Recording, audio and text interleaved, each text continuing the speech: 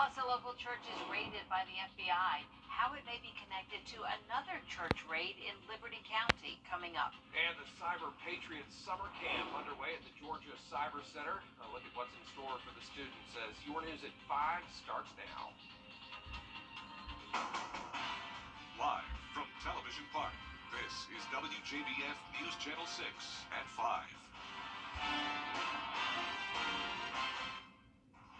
Good evening, everybody. I'm Brad Mean. And I'm Jenny Montgomery. Thanks so much for joining us. Coverage you can count on continues now with federal investigators at a local church this morning. A large police presence, including the FBI, seen early this morning at the Assembly of Prayer Church on Old Tobacco Road in Hepzibah.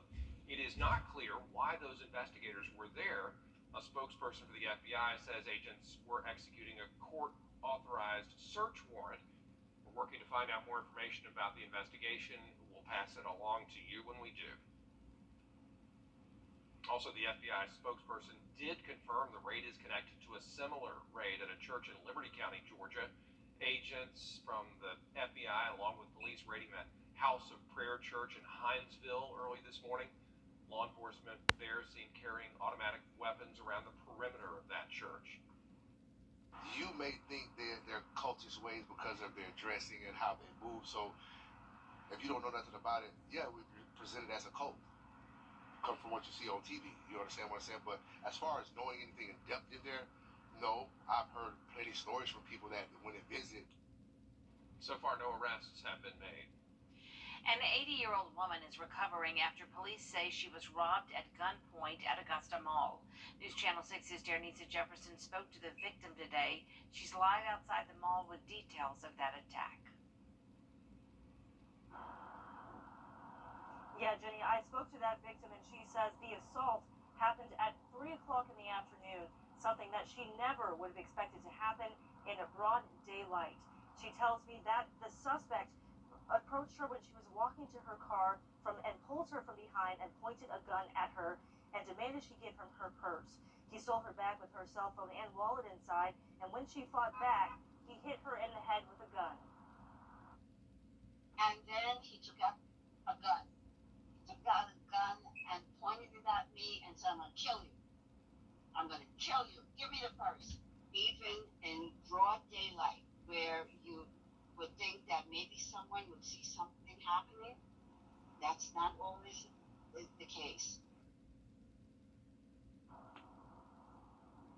We reached out to the Augusta Mall and they have not provided us with an official statement regarding this incident. Richmond County Sheriff's Office is also still searching for the suspect. Reporting live in Augusta, Dernisa Jefferson at WJBF News Channel 6.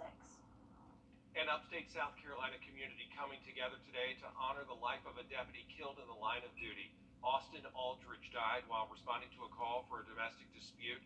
Today, his brothers and sisters in law enforcement escorted the Spartanburg County Sheriff's Office deputy's body from the hospital to the mortuary.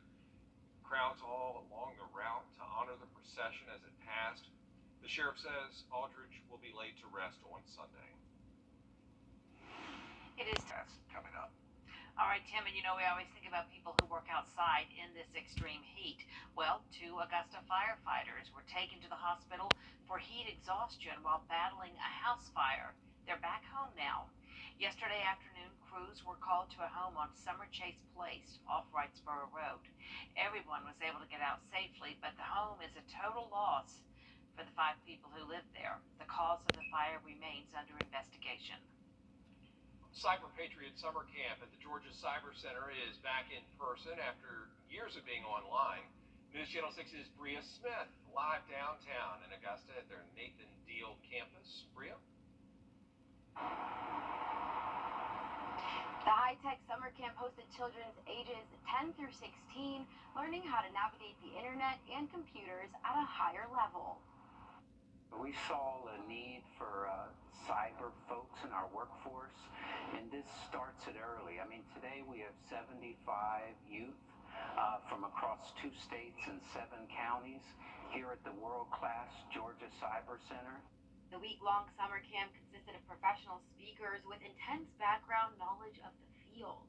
They're learning here at the campus how to use a computer in more of the professional environment, and not just how to use it and how to understand different parts of how the computer works, but also how to to secure it. Children from the Boys and Girls Club were also able to take advantage of the opportunity. Dr. Tom Clark, Executive Director of Alliance for Fort Gordon, said the students spend all day learning hands-on about cyber activity. In the morning, they could do cyber ethics. In the afternoon, they could be doing a little bit of programming. And by the end of the lunch, they're into looking at malware. A total of 75 children attended the event, and most say they look forward to understanding the ins and outs about the cyber world. The security part was like, we basically secure laptops from like viruses or hackers, stuff like that. Just having their enthusiasm pumps up our instructors, pumps up them and our entire staff. Tomorrow, the kids will participate in a friendly competition to see who can secure these computers the best. Reporting live in downtown Augusta, Bria Smith, WJBF, News Channel 6. If you live in Columbia County, tonight's your last chance to give input on a list of proposed projects that could be on the November ballot. Tonight's public session is for special purpose local option sales tax projects in District 3. The meeting's from 6 to 8 at Grace Baptist Church in Evans. You don't have to live in District 3 to attend the meeting. In Aiken County, today's your last chance to give input on potential changes to Bettis Academy Road. It covers 7.5 miles from Muskogee Lake Road to Edgefield Highway. Changes would focus on improving traffic as well as driver, cyclist, and pedestrian safety. Comments can be sent to the county's Planning and Development Department. 3 Barnwell County students being honored today after completing a significant achievement, graduating from high school. This trio grew up in public housing, and now they are beating the odds. News Channel 6's Aiken Bureau Chief Sean Cabbage-Stock now. Thursday, the Blankville community came out to celebrate 3 of his own, including one young woman who was named valedictorian of her high school. The celebration was held here at the community center, but the story starts about a mile away at the Beaver Dam Apartments. So I never thought I would be here today. Tanasia Goodwin is one of the 3 honored for their commitment to success in the classroom. Her story starts in Beaver Dam Apartments in Blankville, South Carolina. It took a lot of late nights and studying, hard work, and self-discipline. And sometimes I had to sacrifice getting sleep after work and coming home to do work for school. The sacrifice is now paying off after becoming valedictorian of her graduating class. I made it happen. I done been staying out there for my whole life, basically 19 years. Raquan Odom is the star on the gridiron and the hardwood. You any good? Oh yeah. That thing. I know that's right. All that. He says the Blankville team pushed him to success. Really, everybody on the same page. Everybody wanted good grades. You know what I'm saying? The community, it's just like like anywhere else you go. The South Carolina Regional Housing Authority recognized them for completing part of the mission of getting an education with a ceremony at the Blankville Community Center. Certificates were given out for their achievement. We work hard to make sure they understand the opportunities that living in the housing authority, it shouldn't limit whatever they want to do. Mercedes Harley has lived in Beaver Dam for several years. She graduated with a Bachelor's of Science degree from Voorhees College. I will say, with God, anything is possible. You know, it was a rocky journey for me, but through it all, I made it. While the future is bright for the trio, Goodwin has plans to become a dentist, and Harley has this message for young students. I would say stay in school first, get your education, and if you would like to, go to college, get a good future, you can go. In Blankville, I'm Aiken Bureau Chief Sean Cabbage-Stock, WJBF News Channel 6.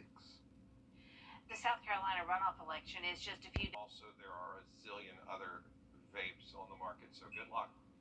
Up next, Chief Meteorologist Tim Miller back next with your 5 for 6 forecast. Lots of people shopping for fireworks should expect less bang for their buck this year. The story coming up after weather. Forecast. There's our low to mid 90s. Again, we're going to keep it dry Sunday and Monday. And then temperatures in the low 90s next week with a better chance of showers and thunderstorms. You know showers and storms. That's that wet stuff that falls from the sky. I remember that. I remember those. Thank you. You've probably seen fireworks stands popping up around the two-state ahead of the July 4th holiday, and their prices are up. The demand for fireworks skyrocketed during the pandemic. Public fireworks shows were canceled, so millions of Americans bought their own for backyard celebrations. Companies like Phantom Fireworks got many of their items from overseas, and because of rising shipping charges, they're charging more for fireworks. 2019, we paid approximately $11,000 a container, and this year we're paying close to $40,000 a container. It's not clear if higher prices will have an impact on sales. One factor that could make a difference this year, the 4th of July falls on a Monday, extending the holiday weekend. Up next, most people with pets consider them part of the family. Of course we do. Yeah. Right.